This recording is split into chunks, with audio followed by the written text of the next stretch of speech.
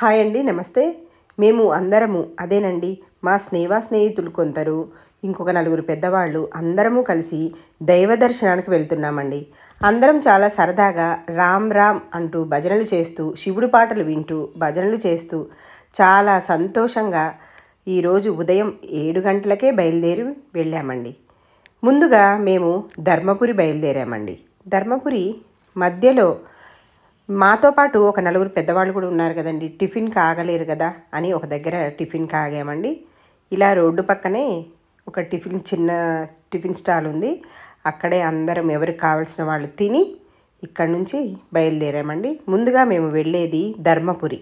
హరిహర క్షేత్రం ధర్మపురి దేవాలయం 1000 సంవత్సరాల చరిత్ర గల దేవాలయం. ధర్మపురి తెలంగాణ రాష్ట్రం కరీంనగర్ జిల్లాలోని గోదావరి నదిన ఒడ్డున ఉంది. ఈ ధర్మపురి క్షేత్రం ఇది నరసింహ క్షేత్రంగా ప్రసిద్ధి చెందింది. ధర్మపురి క్షేత్రం కరీంనగర్కి 65 కిలోమీటర్ల దూరంలో, జగిత్యాలకి 27 కిలోమీటర్ల దూరంలో ఉంటుంది. ధర్మపురి స్థల పురాణం గురించి ఇప్పుడు మనం తెలుసుకుందాం. ధర్మవర్మ అనే మహారాజు నరసింహస్వామి గూర్చి తపస్సు చేయగా, నరసింహస్వామి వారు రాజు తపస్సుకు మెచ్చి లక్ష్మీ సమేతుడై యోగ నరసింహుడుగా ఈ క్షేత్రంలో కొలువయ్యారట. ధర్మపురి క్షేత్రం పితృకార్యాలకు, కుజదోషాలకు ప్రసిద్ధి. కుజదోషం ఉన్నవారు ఈ క్షేత్రంలో స్వామివారికి కళ్యాణం చేస్తే వారికి తొందరగా వివాహం జరుగుతుందని ఇక్కడి మహత్యం. ధర్మపురి క్షేత్రాన్ని దక్షిణ కాశీగా కూడా భావిస్తారు. ఇక్కడ లక్ష్మీ నరసింహస్వామి స్వయంభు కోరమీసాలతో లక్ష్మీ సమేతుడై ఇక్కడ కొలువైనారు. ఈ ఆలయంలోనే మరో పక్క ఉగ్ర నరసింహస్వామి కొలువై ఉన్నారు. ఇక్కడే శ్రీరామచంద్రుడు ప్రతిష్ఠించిన రామలింగేశ్వర స్వామి కూడా కొలువై ఉన్నారు.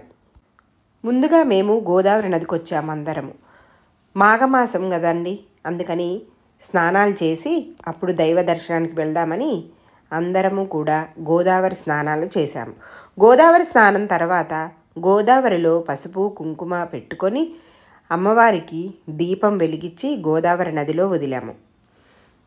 అందరము కూడా స్నానాలు పూర్తి చేసుకొని అప్పుడు మళ్ళీ దైవ దర్శనానికి బయలుదేరదామని ముందుగా స్నానాలు ముగించుకున్నాము.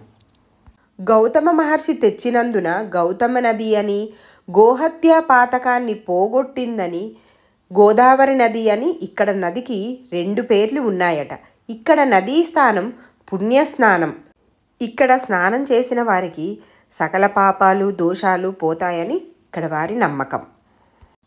ఇక్కడ ముందుగా ధర్మరాజు దర్శనమిస్తారు. ఇక్కడ ధర్మరాజును దర్శించిన వారికి నరక బాధలు ఉండవని ఇక్కడ నమ్మకం. అక్కడే బ్రహ్మదేవుడు ఆలయం ఉంది, హనుమంతుడి ఆలయం ఉంది.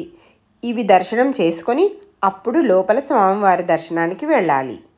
ఈ దేవాలయం ఉదయం 5 గంటల నుంచి మధ్యాహ్నం 2 గంటల వరకు, తిరిగి 4 గంటల నుంచి 8 గంటల వరకు తెరిచి ఉంటుంది.